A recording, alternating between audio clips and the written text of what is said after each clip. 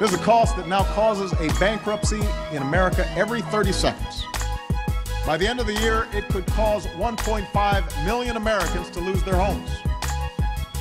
In the last 8 years, premiums have grown 4 times faster than wages. And in each of these years, 1 million more Americans have lost their health insurance. It is one of the major reasons why small businesses close their doors. And given these facts, we can no longer afford to put health care reform on hold. We can't afford to do it. It's time.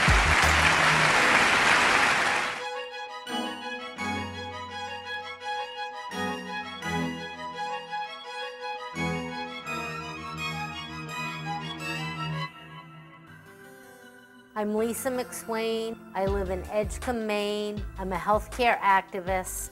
I got involved in thinking about healthcare reform because when we started to offer health insurance to our employees 12 years ago, it was totally affordable. It was a great benefit to be able to give. 12 years ago, we had about 15 employees, and now we're down to 5 employees. We can't afford to keep paying the high premiums that we were paying for so many people. And we're at a point right now where I don't think that we'll be able to afford to pay the premiums anymore. Healthcare reform is not a choice anymore. It's a necessity.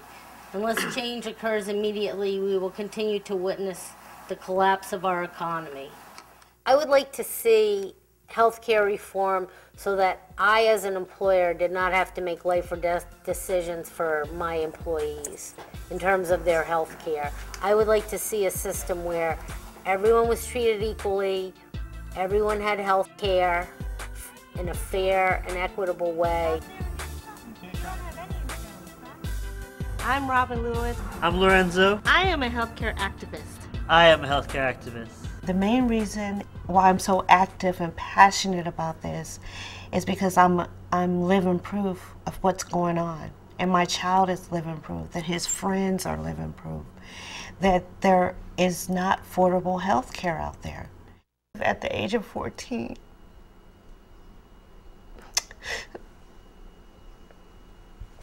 my son was diagnosed with a cancerous brain tumor, and he had to have surgery. Right there? Yeah.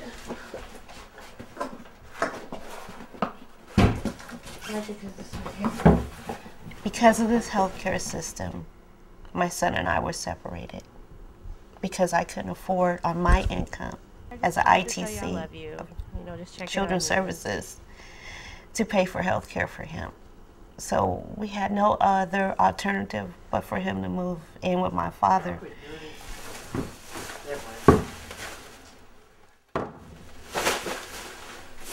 And he has to have MRIs every year and visit his neurologist just to make sure that the tumor isn't growing.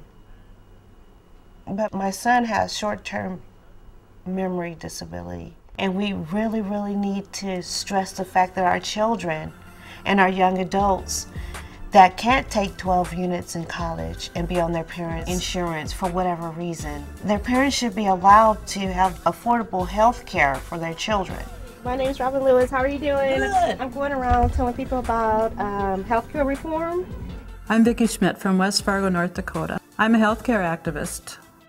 One of the things that I center my life around is a verse that says, "Do justice, love kindness, and walk humbly with God." And those are the callings that we all have, to do justice. It's an action verb.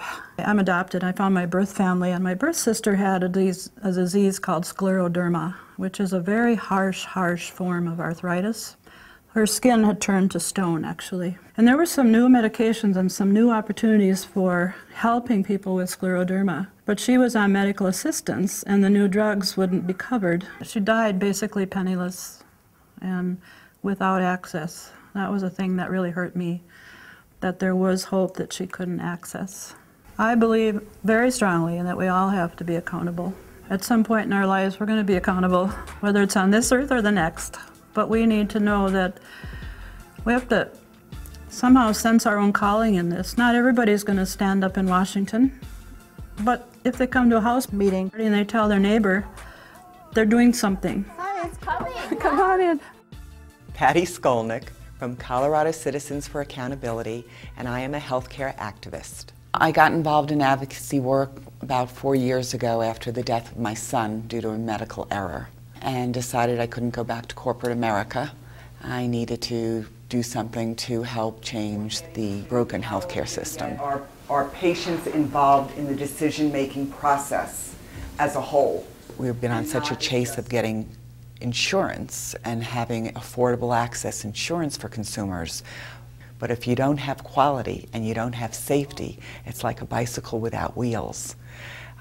So that has to be part of the equation for consumers to know that. Quality, safety, and access affordable health care, it has to be all one package.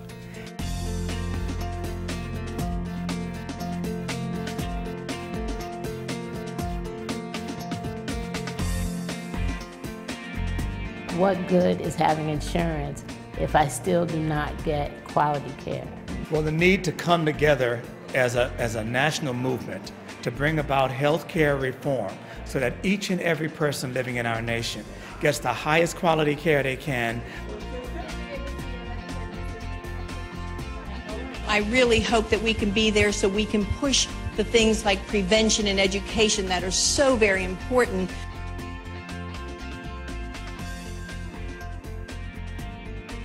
We're glad you're here and at this House meeting about healthcare reform. We have to make sure that this conversation is happening in every living room across the state.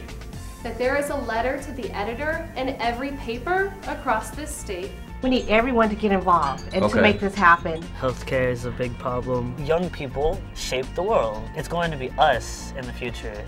It's time we took back the power of the people and said, I'm going to take a role in this because it affects me. The time now with this administration could not be more perfect to get out there. Grassroots movements, it's like a prairie fire. You know, once it catches on, there's no stopping it. I am the difference. I am the difference. I am the difference. You are the difference. We are the difference. We are the difference. So let there be no doubt, healthcare reform cannot wait, it must not wait, and it will not wait another year.